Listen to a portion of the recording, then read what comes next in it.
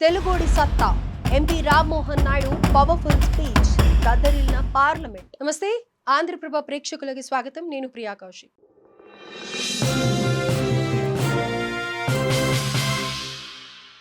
Parliament వేదికగా తెలుగోడి సత్తా దేశానికి తెలిసింది. MP Rammohan Naidu powerful speech ఇచ్చారు. భాషలపై ఆయన మాట్లాడటంతో పార్లమెంట్ దద్దరిల్లిపోయింది. ఎంపీలంతా అలా మౌనంగా చూస్తూ ఉండిపోవడంతో సభ మొత్తం సైలెంట్ అయిపోయింది. మరి పార్లమెంట్లో అసలు రామ్మోహన్ నాయుడు ఏం మాట్లాడారు, సభ ఎందుకు సైలెంట్ అయింది, ఈ వీడియోలో చూద్దాం. Srikakulam MP central minister Rammohan Naidu వరుస విజయాలతో దూసుకెళ్తున్నారు. మరి ముఖ్యంగా ఆయన మంచి వాగ్దాటి తండ్రి కింజరపు ఎర్రన్నాయుడు నుంచి రాజకీయ వారసత్వాన్ని తీసుకున్న ఆయన తండ్రికి తగ్గ తనయుడిగా నిలిచారు. డైనమిక్ లీడర్ గా పేరు తెచ్చుకున్నారు. చిన్న వయసులోనే కేంద్ర పౌర విమానయాన మంత్రిగా బాధ్యతలు నిర్వహిస్తున్నారు. పార్లమెంట్ లో భాషలపై చర్చలో భాగంగా MP Kinjarapu Rammohan Naidu powerful speech ఇచ్చారు.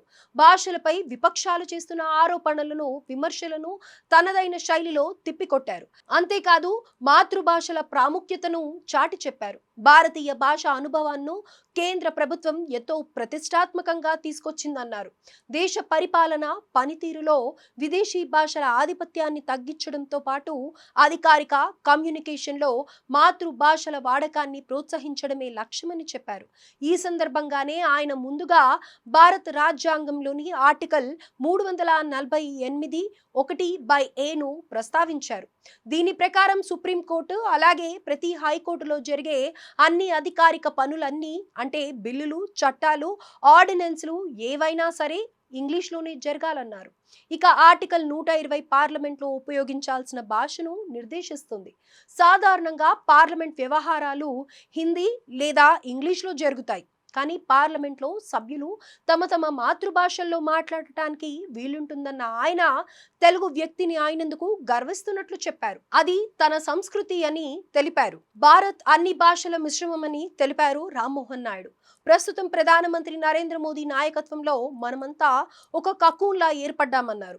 కకూన్ నుంచి విచ్ఛిన్నం చేసుకుని రంగురంగుల సీతాకోక చిలుక బయటకు వచ్చినట్లుగా నిజమైన భారత్ రంగులను కూడా తాము చూపించాలనుకున్నట్లు చెప్పారు. ఇతర భాషల గుర్తింపు కోసం కేంద్ర ప్రభుత్వం కృషి చేస్తుందన్నారు. అయితే కొందరు హిందీ లాంగ్వేజ్ ను మధ్యలోకి ఎందుకు తీసుకొచ్చారో మాత్రం అర్థం కావడం లేదన్నారు. ఒకవేళ ప్రతిపక్షాలు కనుక దేశ సంస్కృతిని అభినందించాలనుకుంటే క్లాసికల్ లాంగ్వేజెస్ గా మరో 5 భాషలకు ఆమోదం తెలిపిన కేబినెట్ నిర్ణయాన్ని అభినందించాలని కోరుకుంటున్నట్లు చెప్పారు. ఇక ఈ 5 లాంగ్వేజెస్ లో మరాఠీ, పాళీ, ప్రాకృత్, అస్సామీస్, బెంగాల్ ఉన్నాయి. ఎన్డీఏ ప్రభుత్వం భాషల గుర్తింపుకు, వాటి రక్షణ కోసం చేస్తున్న ప్రయత్నాలను విపక్షాలు అభినందించాలన్నారు కింజరపు రామ్మోహన్ నాయుడు. ఇటీవల రాజ్యాంగ దినోత్సవాన్ని జరుపుకున్నామన్న ఆయన రాజ్యాంగాన్ని హిందీ, ఇంగ్లీష్లోనే కాకుండా సంస్కృతంలో కూడా సగర్వంగా విడుదల చేశామన్నారు. సో మొత్తంగా అన్ని భాషలకు వాటి ప్రాముఖ్యతను పూర్తిగా ఇవ్వాలనే ప్రయత్నిస్తున్నట్లు చెప్పారు. ఈ క్రమంలోనే ప్రతి ఒక్కరూ అన్ని భాషలను ప్రోత్సహించాలని కోరారు.